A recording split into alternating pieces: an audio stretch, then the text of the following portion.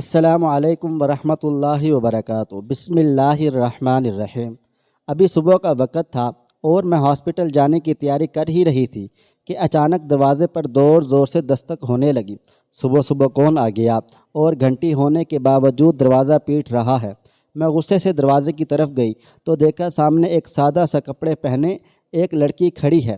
اس کی آنکھیں دیکھنے کے بعد ایسا لگ رہا تھا جیسے وہ بہت زیادہ روئی ہو۔ میں نے پوچھا، آپ کون ہو؟ اتنی صبح صبح مجھ سے کیا کام ہے؟ اس لڑکی نے دھیرے سے مجھے کہا، ظفر جی سے ملنا ہے۔ اس پر میں نے اس سے کہا، لیکن وہ تو اب یہاں نہیں رہتے، 1 ماہ پہلے ہی مجھے یہ گھر بیچ کر چلے گئے ہیں۔ لڑکی نے پوچھا، چلے گئے؟ کہاں چلے گئے؟ وہ تو یہ گھر بیچ کر اپنے بیٹے کے ساتھ اپنے بہو کے پاس امریکہ چلے گئے۔ یہ سن کر وہ لڑکی زاروں قطار رونے لگی۔ وہ اتنی روئی کہ چکر کھا کر گرنے لگے تھی۔ میں نے اسے سہارا دیا اور اسے گھر کے اندر لے جا کر صوفے پر بٹھایا۔ اس کے آنسو تھمنے کا نام نہیں لے رہے تھے، وہ سسکیاں بھر بھر کر روئے جا رہی تھی۔ میں نے اسے پانی پلایا اور چپ کروایا اور پوچھا، ہوا کیا ہے؟ تم اتنا کیوں رو رہی ہو؟ تم مجھے بتاؤ گی؟ لڑکی نے اپنے دوپٹے کے پلو سے آنسو صاف کیے اور کہنے لگی، میرا نام حمیرہ ہے، میں اور میری ماں ظفر جی کے گھر یہیں رہتے تھے۔ میری ماں ظفر کے یہاں پچھلے 30 سالوں سے کھانا بنانے اور ان کے بیٹے جمیل کو سنبھالنے کا کام کیا کرتی تھیں، کیونکہ جمیل کی ممی پاپا دونوں ہی نوکری کرتے تھے۔ ہم یہاں اوپر والے کمرے میں ہی رہتے تھے۔ وہ لوگ بہت اچھے تھے، ہم کو چھت کے ساتھ ساتھ 3 وقت کا کھانا اور کچھ روپے مل جایا کرتے تھے۔ میں اور ان کا بیٹا جمیل دونوں ہی ہم عمر تھے۔ وہ شہر کے بڑے اسکول میں پڑھنے جاتا اور میں ایک چھوٹے سرکاری اسکول میں۔ یہ سب کچھ بہت اچھا چل رہا تھا۔ دیکھتے ہی دیکھتے میں نے میٹرک کے امتحانات بھی پاس کر لیے اور کالج میں آ گئی، پر اماں تھوڑی سی کمزور ہو گئی تھیں۔ وہ پہلے جتنا کام اب نہیں کر پاتی تھیں، اس لیے میں ماں کے کاموں میں ہاتھ بٹانے لگی اور اسی وجہ سے میری پڑھائی بھی چھوٹ گئی۔ اور ایک دن میری ماں کی طبیعت بگڑ گئی اور وہ وفات پا گئی۔ میرے اوپر تو جیسے مصیبتوں کے پہاڑ ٹوٹ گئے تھے۔ اب کیا کروں گی؟ کہاں جاؤں گی؟ رشتہ داروں میں صرف گاؤں میں بس ایک ماما مامی ہی ہیں، اور میری مامی میری ماں اور مجھے پہلے ہی پسند نہیں کرتی تھیں۔ میں نے علیزہ آنٹی سے پوچھا، کیا میں یہاں رہ کر کام کر سکتی ہوں؟ اس پر انہوں نے کہا، ٹھیک ہے، ویسے بھی اس عمر میں مجھ سے کام نہیں ہوں گے، مجھے بھی کسی کی ضرورت ہوگی تو کسی اور کو رکھنے سے اچھا ہے کہ میں تم کو ہی رہنے دوں۔ علیزہ آنٹی بہت اچھی تھیں۔ کچھ سالوں بعد جمیل کی پڑھائی پوری ہو گئی اور وہ نوکری کرنے امریکہ چلا گیا۔ اب بس گھر میں ہم 3 ہی لوگ تھے۔ مجھے رہائش کے ساتھ ساتھ پیسے اور کھانے دونوں مل رہے تھے۔ میں نے اب پڑھائی پوری کرنے کے بارے میں سوچا۔ خالی وقت میں پڑھائی کرتی۔ 3 سال گزر گئے۔ اس دوران جمیل امریکہ سے صرف 3 بار ہی گھر آیا، مگر ایک بار جمیل کو امریکہ سے آئے ہوئے 1.5 مہینہ ہو گیا تھا اور وہ واپس نہیں گیا تھا۔ تب ایک دن اچانک ہی علیزہ آنٹی نے مجھ سے پوچھا، حمیرہ، کیا تم جمیل سے شادی کرو گی؟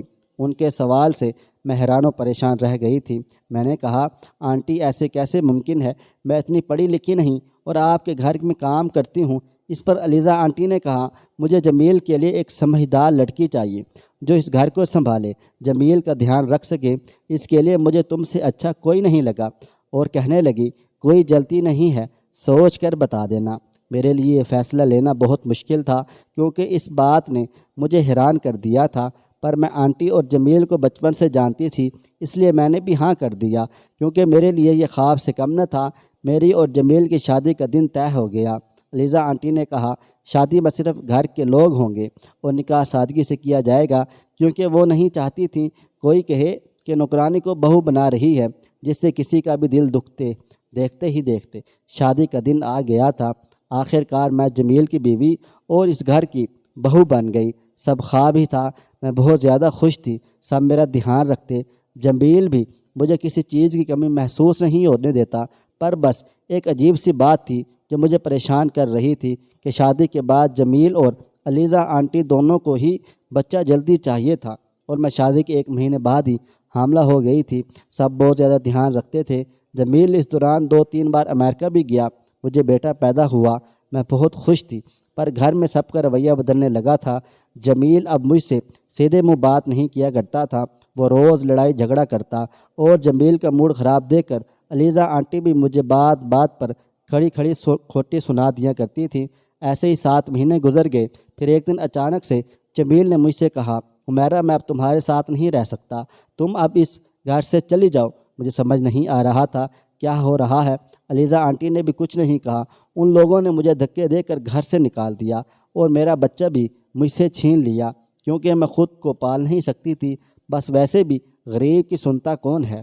اب میرے پاس گاؤں جانے کے علاوہ اور کوئی راستہ بچا نہیں تھا، اس لیے میں دل پر پتھر رکھ کر اپنے بیٹے کو چھوڑ کر گاؤں مامی کے پاس چلی گئی۔ گاؤں میں بھی مامی نے بہت زیادہ باتیں سنائیں اور کہا کچھ دنوں میں اپنے لیے کوئی اور ٹھکانہ ڈھونڈ لو۔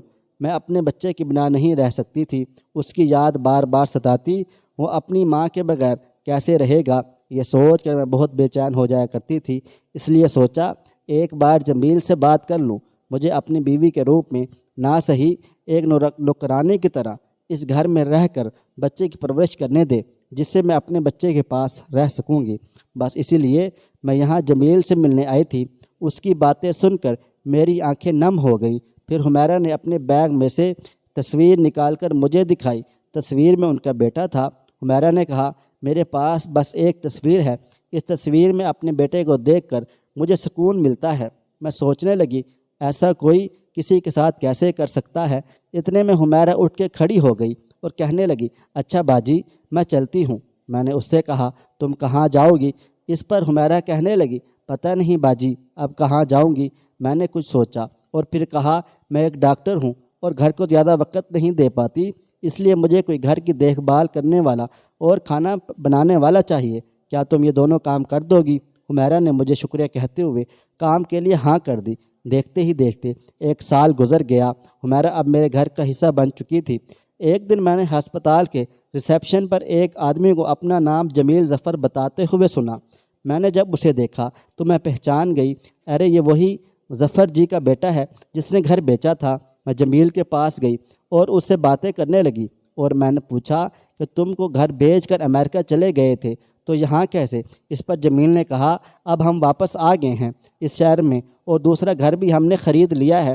میں نے جمیل اور اس کے گھر والوں کو اگلے دن شام کو کھانے پر آنے کو کہا۔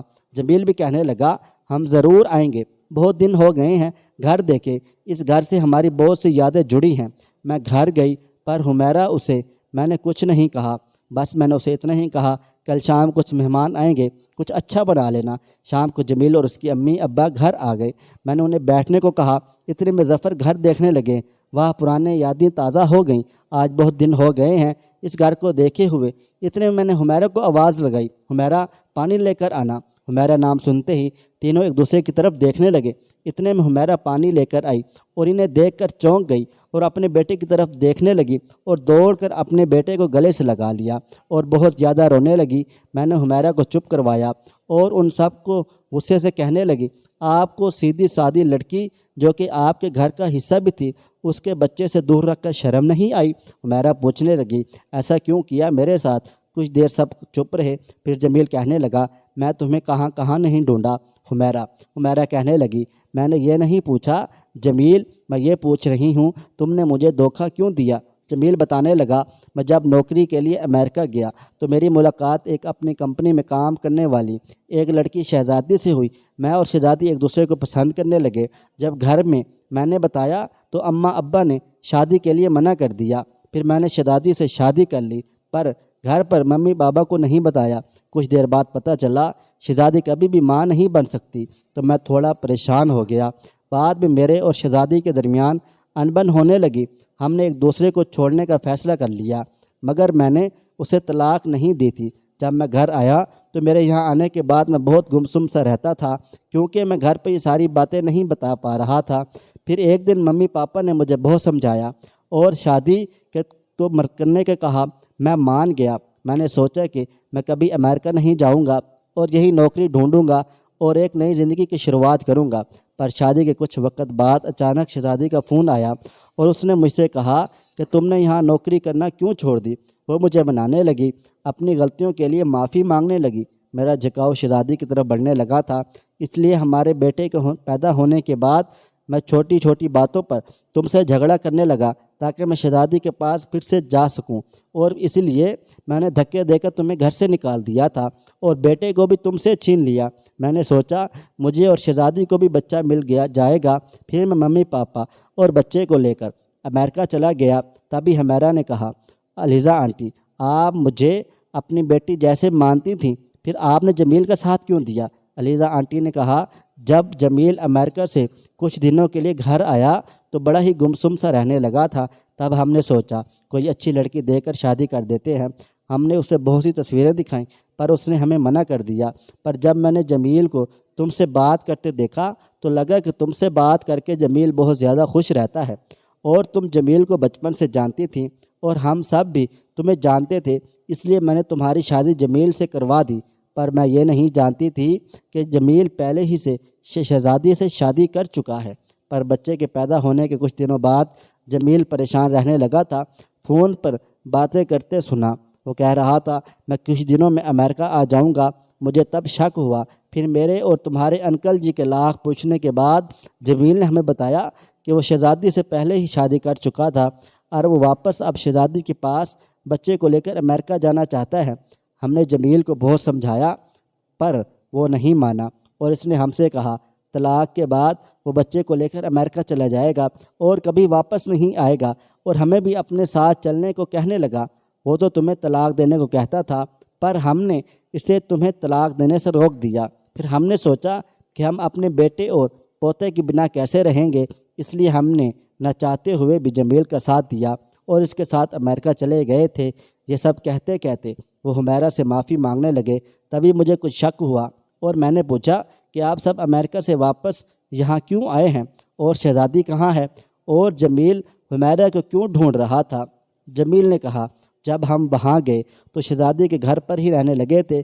کچھ دن تو سب اچھا چلا، پھر ممی پاپا اور میرے بچے کے لیے اس کا رویہ بدلنے لگا تھا۔ وہ کہنے لگی تھی کہ وہ ان سب کے ساتھ وہ نہیں رہنا چاہتی، اب نہیں وہ نہیں جھیل سکتی تھی۔ شہزادی اب دوستوں کے ساتھ پارٹیاں کرنے لگی تھی، اسے ہم سب سے کوئی مطلب نہیں تھا۔ بچے پر اس ماحول کا برا اثر ہو رہا تھا اور ممی پاپا بھی اس ماحول میں زیادہ نہیں رہ پا رہے تھے۔ جب شہزادی سے میں نے اس بارے میں بات کی تو بات بگڑ گئی۔ وہ کہنے لگی اگر تمہیں اتنی زیادہ دقت ہے تو انہیں لے کر یہاں سے نکل جاؤ۔ پھر ہم نے فیصلہ کیا اور یہاں واپس آ گئے، کیونکہ وہاں کرائے کے ساتھ گھر میں رہنا بہت مہنگا تھا اور نوکری کے علاوہ وہاں رہنے کا کوئی مقصد بھی نہیں تھا۔ یہاں آ کر میں نے بہت زیادہ ڈھونڈا حمیرہ کو، یہاں تک کہ میں تمہارے گاؤں ماما مامی کے گھر بھی گیا تھا، پر کسی کو کچھ پتہ نہیں تھا کہ تم کہاں ہو۔ ہم سب کو معاف کر دو حمیرہ، گھر چلو۔ کون سا گھر؟ وہ گھر جہاں سے مجھے دھکے دے کر نکالا گیا تھا۔ مجھے معاف کر دو حمیرہ، میں نے تمہیں اپنے بچے سے دور رکھا۔ حمیرہ چپ ہو گئی۔ تب میں نے کہا، حمیرہ میں نے بھی تمہیں اپنے بچے کے لیے تڑپتے ہوئے دیکھا ہے، اسے ماں باپ دونوں کی بہت زیادہ ضرورت ہے، چلی جاؤ۔ کچھ دیر سوچنے کے بعد حمیرہ کہنے لگی، میں بیوی ایک بہو کی حیثیت سے وہاں نہیں جاؤں گی، میں بس اپنے بیٹے کے لیے وہاں جاؤں گی اور ایک ماں کا فرض نبھانے جاؤں گی۔ اگر آپ سب کو منظور ہے تو میں چلنے کے لیے تیار ہوں۔ ظفر بھی کہنے لگے، بیٹا ہم نے بہت بڑی غلطی کی ہے، معاف کر دو ہمیں، جیسا چاہو گے ویسا ہی ہوگا، بس تم چلو ہمارے ساتھ۔ میری آنکھوں میں بھی آنسو آ گئے اور میں نے حمیرہ سے کہا، جاؤ حمیرہ اپنے بیٹے کے ساتھ، اور یہ گھر بھی تمہارا ہے، جب دل چاہے اسے آ جانا، اسے اپنا گھر ہی سمجھو۔ دوستو ویڈیو پسند آئی ہے اس ویڈیو کو لائک کریں، شیئر کریں۔ اگر آپ نے ابھی تک میرا چینل سبسکرائب نہیں کیا تو ابھی کے ابھی سبسکرائب کر لیں، ساتھ میں بیل آئیکن کو بھی ضرور پریس کر لیجئے گا تاکہ نئی اپلوڈ ہونے والی ہماری ویڈیوز کا نوٹیفیکیشن آپ کو بر وقت ملتا رہے۔ مجھے اگلی ویڈیو تک اجازت دیں۔ اللہ حافظ۔